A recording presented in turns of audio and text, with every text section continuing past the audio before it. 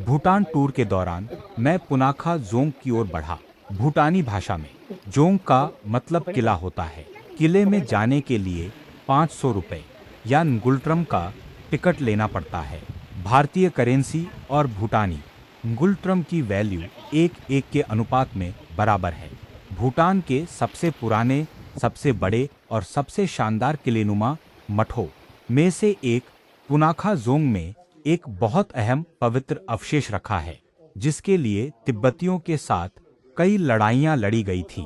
Punakha Jong, जिसका अर्थ है महान खुशी या आनंद का महल, भूटान के पुनाखा जिले का प्रशासनिक केंद्र है।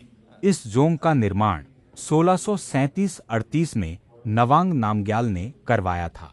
यह भूटान का दूसरा सबसे पुराना और दूसरा सबसे बड़ा जोंग है और वहां की सबसे शानदार इमारतों में से एक है। भारत के महान प्रधानमंत्री ने यहाँ बोधि वृक्ष लगाया था जब भारत और भूटान के बीच साझेदारी का समझौता मौ हुआ था। वह समझौता आज भी लागू है, जिससे भारतीय नागरिक भारतीय पहचान पत्र के साथ भी भूटान की यात्रा कर सकते हैं।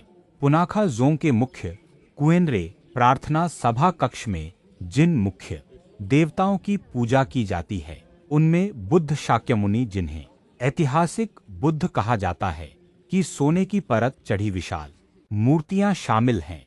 उनके साथ गुरु रिम्पोचे, जिन्हें गुरु पद्मसंभव कहा जाता है, और भूटान के संस्थापक ज़ाब्द्रुंग नवांग नामग्याल की मूर्तियां भी हैं। मठ के अंदर फोटोग्राफी और वीडियोग्राफी की अनुमति नहीं है। यह जोंग सभी भूटानियों के दिलों में एक पवित्र स्थान रखता है। यह जोंग पुनाखा वांगडुवे घाटी में फो छू, जिसे पुरुष नदी कहा जाता है, और मो छू, जिसे महिला नदी कहा जाता है, नदियों के संगम पर स्थित है। महिला नदी को मां माना जाता है और उसका जल प्रवाह शांत होता है, जबकि पुरुष नदी को पिता माना जाता है और उसका जल प्रवाह उग्र होता है।